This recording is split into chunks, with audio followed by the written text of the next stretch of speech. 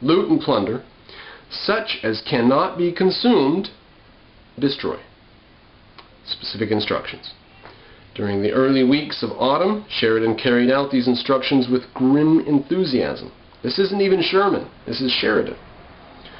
By mid-October he could report, quote, "I have destroyed over 2,000 barns filled with wheat, hay and farming implements, 70 mills filled with flour and wheat, have driven in front of the army 4,000 head of stock, and have killed and issued to the troops not less than 3,000 sheep.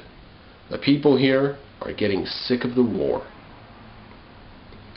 There we go. The people are getting sick of the war. Our homes are being destroyed. Our cities are being destroyed. Our wealth is being taken and liquidated.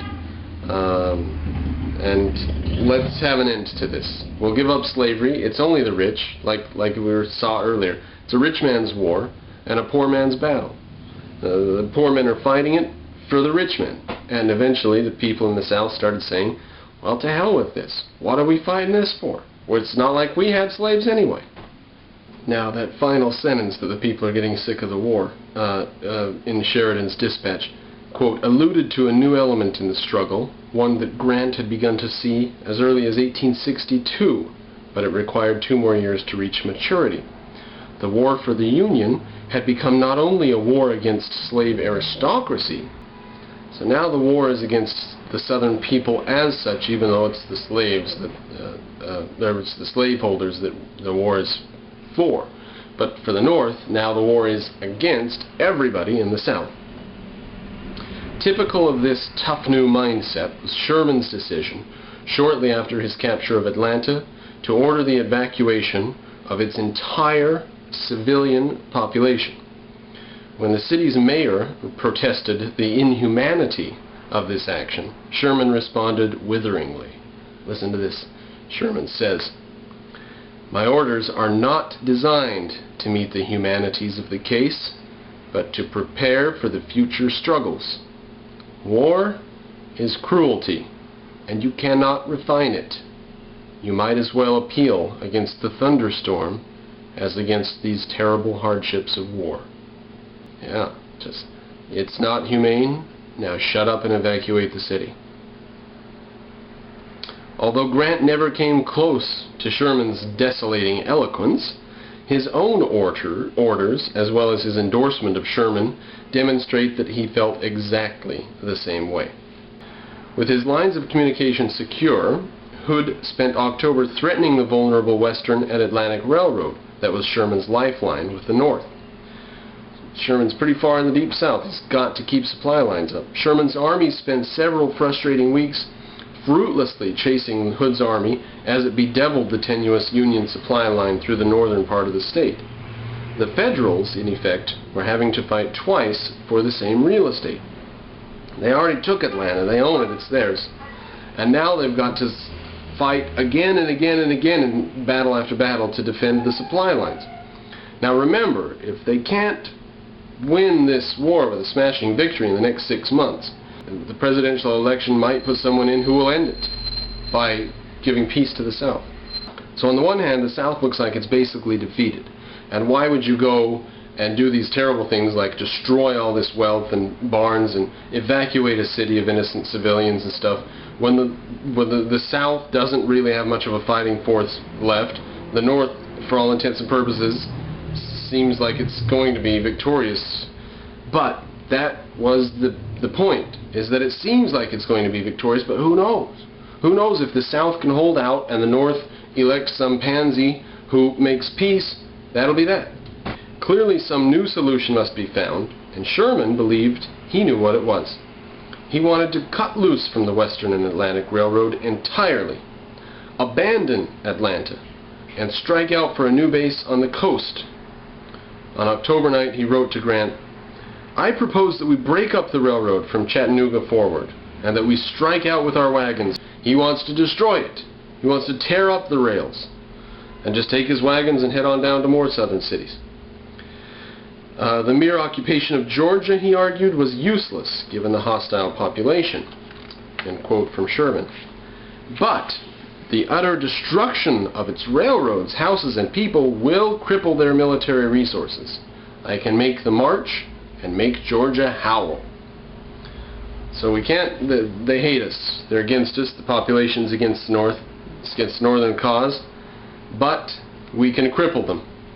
We can't just occupy them and stop the war, but we can totally cripple and defeat and destroy. Grant delayed before giving Sherman permission for the operation.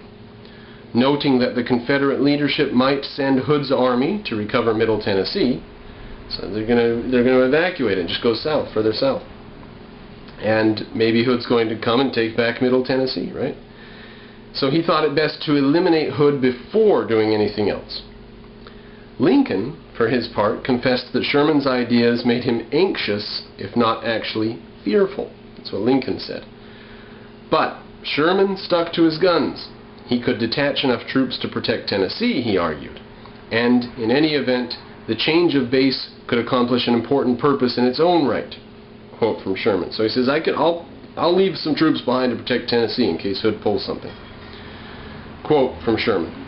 If we can march a well-appointed army right through his territory, it is a demonstration to the world, foreign and domestic, that we have a power which the Confederate President Jefferson Davis cannot resist. If we can just march with impunity through his territory, that's a big signal. This, continuing, Sherman says, this may not be war, but rather statesmanship. Nevertheless, it is overwhelming to my mind that there are thousands of people abroad and in the South who reason thus. If the North can march an army right through the South, it is proof that the North can prevail.